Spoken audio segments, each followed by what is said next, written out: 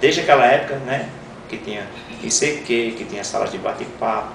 Então, desde aquela época que eu comecei a me familiarizar com a ferramenta, né? Eu investi uma parte do tempo, desperdicei uma parte do tempo também, mas eu não sabia que ingenuamente eu estava adquirindo um capital social também através das mídias sociais. Eu comecei a conhecer pessoas de outros lugares. Eu criei um canal, né, sobre arquitetura, e tinha muitas pessoas. A gente criou uma página para que essas pessoas de vários lugares do Brasil pudessem ter um local de encontro, de troca de informação. Então, o canal sobre arquitetura reunia pessoas do Brasil todo, né? E essas pessoas se comunicavam. Então, tinha pessoas de Londrina, do Rio Grande do Sul, de São Paulo, Rio de Janeiro, Fortaleza, Bahia, né? Então, tem jeito de todo mundo. Então, naquela época, eu já estava experimentando, né?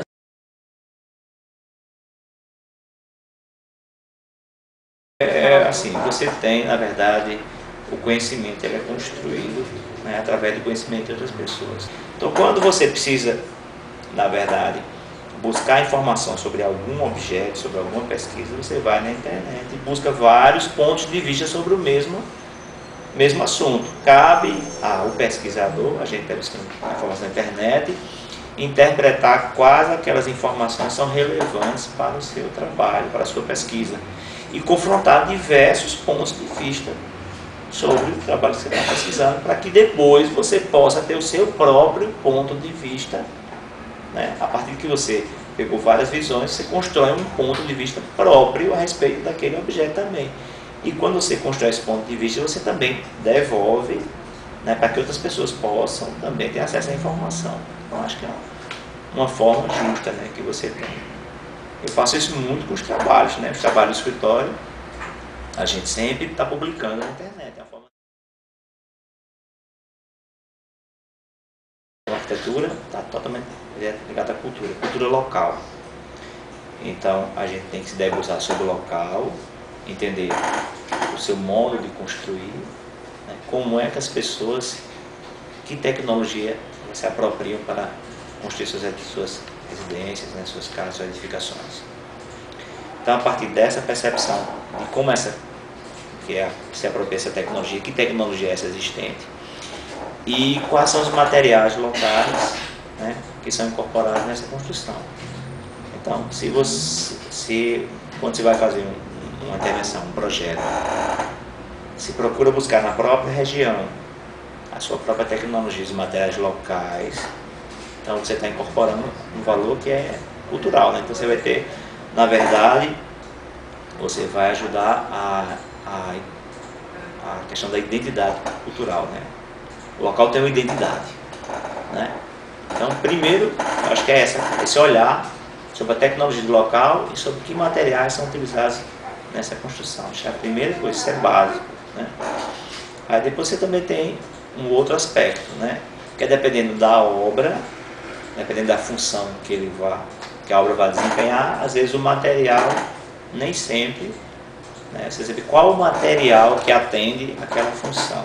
Então, o material está muito associado ao desempenho que o edifício vai ter, né? Que função ele vai desempenhar.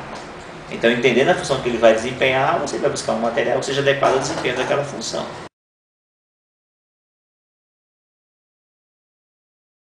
Como é que eu vou colocar no meu projeto um material se eu não tenho acesso? Eu não sei nem que ele existe. Então, nós temos essa obrigação, né, de estarmos nos atualizando. Qualquer área do conhecimento que você participe, você tem a obrigação de estar se atualizando. E está vendo o tempo todo. Então, se você tem a internet, por exemplo, como meio de acesso à informação, você tem que estar acessando a informação. Você tem que também estar se capacitando, buscando fazer cursos, né, buscando discutir com outros colegas. Então você tem que saber o que está acontecendo. Então tem vários materiais novos aí, principalmente nessa área de construção metálica, né?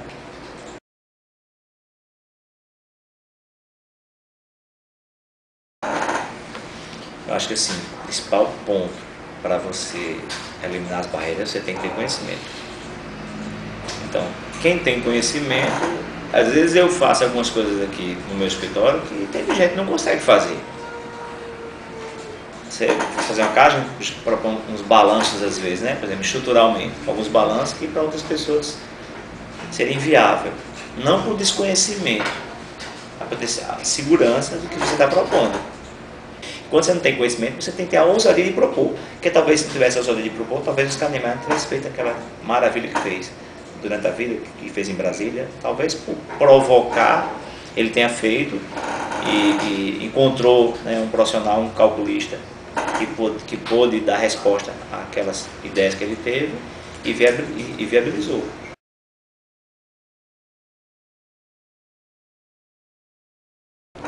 Eu acho que assim, uma das barreiras que a gente tem, talvez, eu vou relatar alguma experiência que eu tive, principalmente na área de shoppings de automóvel, por exemplo. Eu já fiz vários shoppings de automóvel, que são de estrutura metálica. No caso específico de um shopping de automóvel, que é um equipamento comercial, e todos os que eu fiz foram os primeiros da região, o primeiro de Natal, o primeiro de Maceió, o primeiro de João Pessoa. Então, quando você vai no mercado com algo novo, você está abrindo mercado para outra pessoa. Porque se você faz um equipamento novo, como um shopping automóvel, e ele é sucesso, alguém vai ter a mesma ideia, vai dizer, eu vou fazer um também. Só que o segundo vai querer fazer melhor que o primeiro. Então, vou dizer para os meus clientes, ou você faz o primeiro bem feito, ou o segundo vai fazer um melhor que o seu.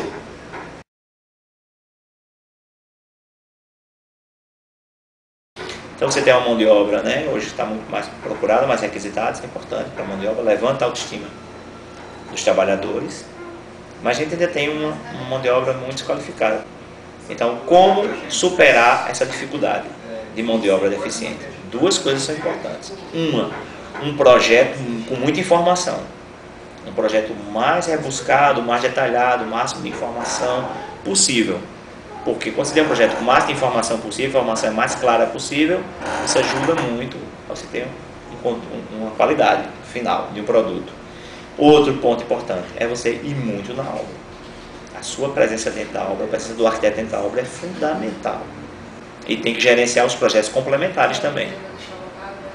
Porque a mão de obra desqualificada, às vezes, não é só a mão de obra do peão, não. Às vezes a mão de obra dos projetos complementares, às vezes também nem sempre é tão qualificada.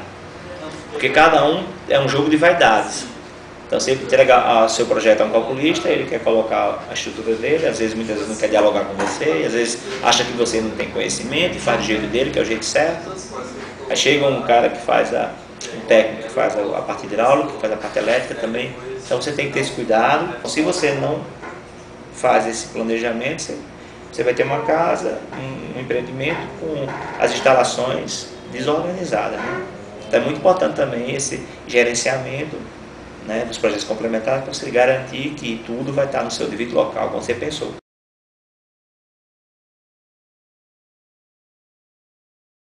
Eu acho que a gente tem essa coisa que a gente aprendeu na faculdade, e o trabalho da Armando Holanda, ensina a gente a olhar para dentro, a nos reconhecer, né?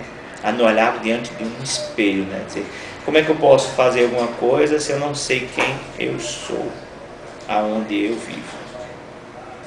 Então, a gente tem muito esse olhar para dentro, né? De entender o contexto, né, em que a gente vive, e através desse contexto, essa interpretação desse contexto, trazer, através de um conhecimento universal, esse olhar de estar sabendo o que está acontecendo no mundo, esse olhar para o global, esse olhar universal, mas esse cuidado de trazer essa informação, mas com um olhar sobre a nossa localidade, né?